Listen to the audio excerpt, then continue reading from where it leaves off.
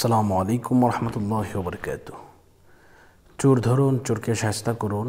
চোরের মাল ফেরত পেতে কী কী আমল করবেন, আজকে সব কিছু আপনাদেরকে বলে দেবো ইনশাআল্লাহ। আল্লাহ পাক রব্বুল আলামিন পবিত্র কালামুল্লাহ শরীফের মধ্যে ৬৬৬৬ খানা আয়াত নাজিল করে দিয়েছেন।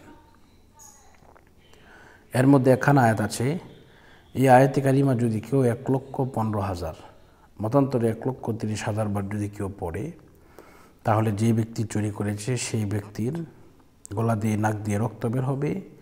যদি সে না দেয় তাহলে অবশ্যই অসুস্থ হয়ে যাবে। তো আসুন আমরা এই আমলগুলো কীভাবে করব একটু জেনে নিই। কোনভাবে কোন মাধ্যমে করব এটাও বলে দেব। তো প্রথমত হচ্ছে, এটা যেহেতু একটি বড় খতম, এজন্য আপনারা আপনাদের ফ্যামিলির লোক যদি বেশি থাকে, নামাজি লোক যারা, তাদেরকে নিয়ে আপনারা এই খতমটা পড়তে পারেন। আর যদি নামাজি লোক না থাকে, আমাদেরকে বললে, এটা যেহেতু বড় খতম, আমরা ইনশাল্লাহ পড়ে দিতে সক্ষম হব। তো আমরা এখন প্রশ্ন করতে পারেন, হুজুর ১,৩০,০০০ বার পড়তে সময় কতক্ষণ লাগে? আমরা যে ১০০ ছাত্র দিয়ে পড়ি, আমরা এটা ১০০ ছাত্র দিয়ে পড়ি, এরপরেও আপনার সময় লাগে ২.৫ থেকে ৩ ঘন্টা সময় ১০০ ছাত্র দিয়ে পড়লেও।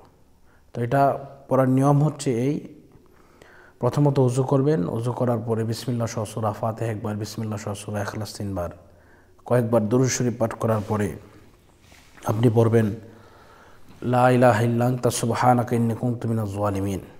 এটা আপনি পড়বেন। তো এটা যখন ১০০ বার হয়ে যাবে, তখন পড়তে হবে ফাস্তাজাবনা লাহু ওয়া নাজ্জায়নাহু মিনাল গাম্মি ওয়া কাযালিকা নুনজিল মুমিনিন।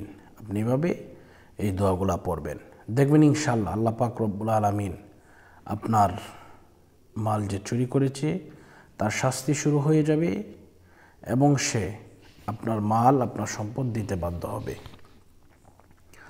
আমাদের মাধ্যমে অনেকেই আলহামদুলিল্লাহ তাদের সম্পদ ফিরে পেয়েছেন।